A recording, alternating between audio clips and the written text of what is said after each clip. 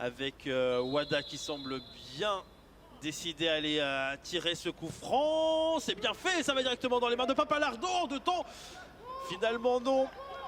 C'était intéressant, c'était bien fait de la part de Mohamed Wada. Finalement Papalardo qui s'est bien couché sur cette situation lavalloise. C'est vrai que quand il y a des difficultés dans le jeu, les coups de pied arrêtés c'est vraiment une des solutions. Là sur ce coup là ça n'a pas été gâché en tout cas, parce qu'il y a vraiment eu une frappe intéressante. Et là pourquoi pas une autre situation pour les Lavallois avec la frappe et l'ouverture du score. L'ouverture du score pour le Stade Lavallois, c'est signé de Thomas Robinet. Et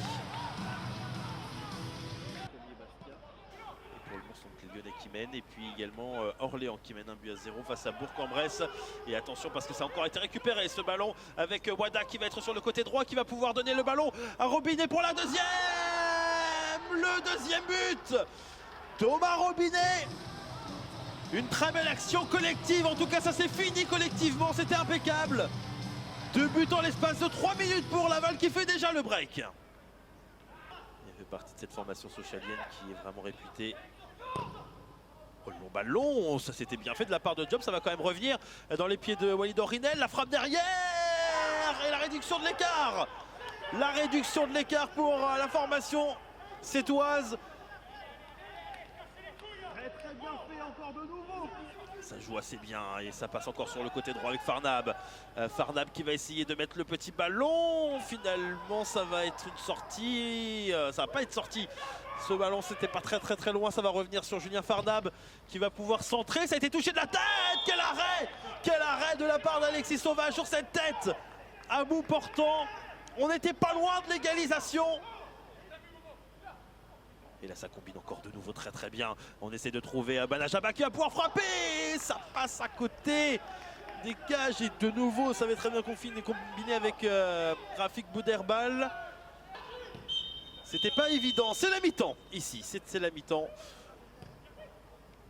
au stade Francis Levasseur. Et donc ce score de 2-1. C'est Sissane le buteur qui va pouvoir donner à Kaiboué sur le côté gauche, le petit centre de Kaiboué. Ça c'est bien fait, c'est touché de la tête, ça passe à côté des cages d'Alexis Sauvage. Nouvelle situation pour la formation sétoise avec Wilfried Banajaba. Ou alors Laval défend mieux, peut-être que c'est un mélange des deux. Mais ils ont beaucoup plus de mal à trouver des solutions dans la défense. Pourquoi pas là justement? Il suffit d'en parler. Il suffit d'en parler avec Walid Orinel qui va égaliser.